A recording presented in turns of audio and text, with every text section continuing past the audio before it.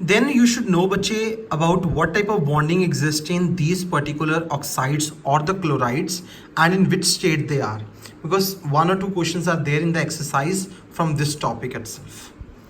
Then next, now we are going to draw the electron dot diagrams or the structures for the covalent molecules.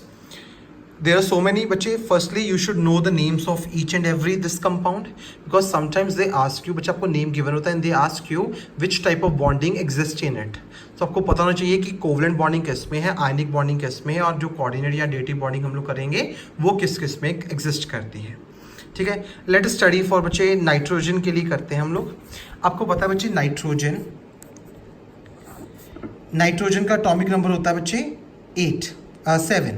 That means 2,5. 8 होता है oxygen का, nitrogen का 7, that is 2,5.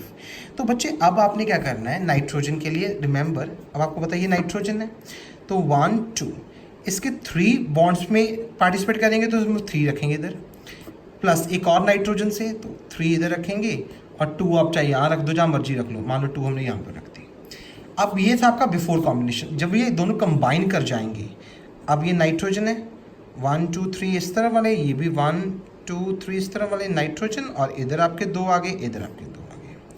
यहाँ हम इसको किस तरह लिख सकते हैं आपको पता है, ये 3 बॉन्ड्स बन जाएंगी, दैट इज नाइट्रोजन के बीच में आपकी क्या बन गई 3 बॉन्ड्स. अगर आपने यहाँ पर इसका लोन पेयर शो करना है तो आप शो कर भी सकते हो, और सिंपल इस तरह से भी. Is this clear? और ये इसको क्या बन गया, ये आपका नाइट्रोजन मॉलिक्यूल बन गया. दिस वे बच्चे there is some water also. Water is also an example. Let us clear वो water. Now you know that अब आपका हाइड्रोजन है, ये डिफरेंट है बच्चे, इसमें नाइट्रोजन थे दोनों, इसलिए मैंने दोनों को डॉट से रिप्रेजेंट किया है. ये हाइड्रोजन का है, मान लो मैं हाइड्रोजन को क्रॉस से रिप्रेजेंट कर देता हूँ, प्लस ऑक्सीजन है, ऑक्सीजन को मैं डॉट से कर दूंगा. ठीक है बच्चे, तो 1 यहाँ पर है, एक ही यहाँ पर होते हैं. इसके कितने होते हैं 2,6 होते हैं बच्चे. ऑक्सीजन होता है 8 एटॉमिक नंबर, दैट इज 2,6. तो 1 2 3 4 5 6 हो गया. पर हाइड्रोजन 2 है यहाँ पर, तो एक हाइड्रोजन और लग जाएगा. ये रहा आपका, ये था आपका बच्चे बिफोर कॉम्बिनेशन. कॉम्बिनेशन के बाद अब आपका क्या बनेगा वो देखो राजी, कि ये आपका शेयर कर लेंगे आपस में. तो ऑक्सीजन का एक डॉट था, अब एक क्या आ गया साथ में, एक क्रॉस आ गया. इधर भी एक डॉट था, ये वाला इसका क्रॉस इसके साथ आ गया, ये आ गया. ऊपर भी एक लोन पेयर, नीचे भी एक लोन पेयर. बच्चे लोन पेयर मतलब 2 होने चाहिए, इसको हम बोलते हैं लोन पेयर. जो आपके 2 इलेक्ट्रॉन्स खाली पड़े हैं उसको बोलते हैं लोन पेयर. 2 होने चाहिए बच्चे, पेयर होना चाहिए लोन पेयर. ये आपका बन गया बच्चे.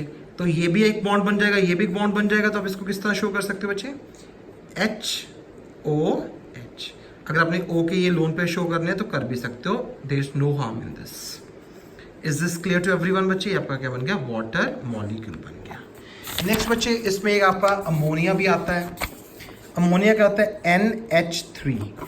N होता है बच्चे 7 अगेन 2,5, और H आपके 3 हैं. तो इस तरह से आप किस तरह कॉम्बिनेशन शो कर सकते हैं, मान लो ये N है, तो इसको आप डॉट से 1 2 3 4 एंड 5 प्लस प्लस प्लस, एक हाइड्रोजन हो गया आपका, ये भी एक हाइड्रोजन हो गया आपका, इधर भी आपका क्या हो गया, एक हाइड्रोजन हो गया.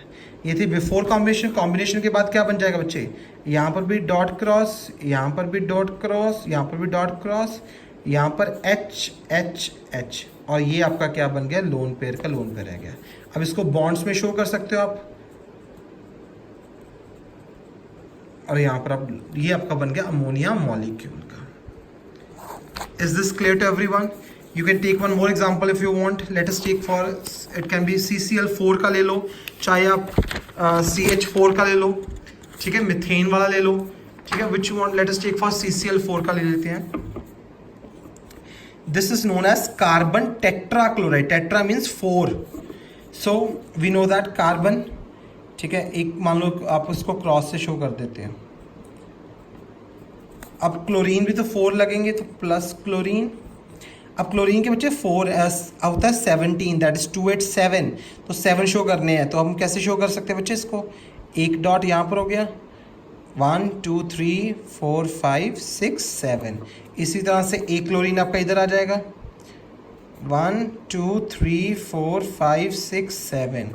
सेम वे क्लोरीन 1 2 3 4 5 6 7 प्लस फिर से क्लोरीन आ जाएगा 1 2 3 4 5 6 7।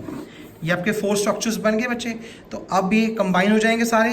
तो आफ्टर कॉम्बिनेशन किस तरह से बनेंगे आपका स्ट्रक्चर आपको पता ही है। फिर से सी, यहाँ पर भी आपके एक डॉट भी आ जाएगा, क्रॉस भी आ जाएगा, और यहाँ पर आपके क्लोरीन के आ जाएंगे बाकी सारे।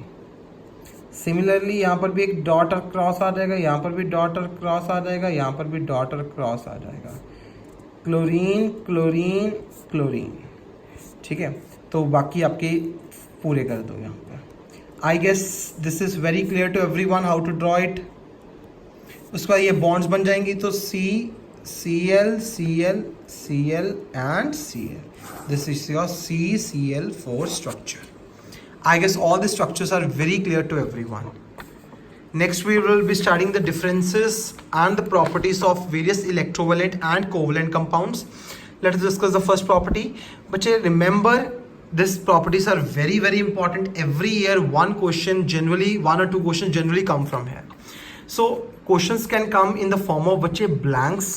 प्रॉपर्टीज ब्लैंक्स की फॉर्म में आ सकती हैं, टिक द राइट ऑप्शन में आ सकती हैं, या आपको प्रॉपर्टी गिवन होगी and you have to state its reason.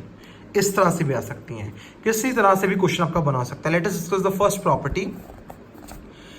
Remember बच्चे, जितने भी आपके इलेक्ट्रोवेलेंट कंपाउंड्स हैं या आयनिक कंपाउंड्स हैं, remember they are made up of ions and your covalent compounds are made up of molecules. First thing. Second thing, all the electrovalent compounds are your hard solids, but your covalent compounds, they are either gases or liquids, and if they are solids then they are very soft solids. Difference is very clear. Now what is the reason? But you remember, we know that we have already studied in your covalent compounds, electrovalent compounds, there are oppositely charged ions, that is one is cation, one is anion, and there is a very strong force of attraction between them. The which force of attraction? Electrostatic force of attraction, जिसको separate करना बहुत ही मुश्किल है, जिसकी वजह से these are very hard. Is it clear? अब इनमें क्या होता है बच्चे, they have very weak force of attraction, क्योंकि इसमें मॉलिक्यूल्स है, आयंस नहीं है, और मॉलिक्यूल्स के बीच में very weak force of attraction होती है, जिसकी वजह से ये लोग हार्ड नहीं होते। दीज आर जनरली गैसेस और लिक्विड्स और the soft solids. Is it clear बच्चे? And then your second property is your boiling point and melting point. Remember now बच्चे, these are non volatile. Non volatile का मतलब होता है बच्चे कि ये उड़ते नहीं है।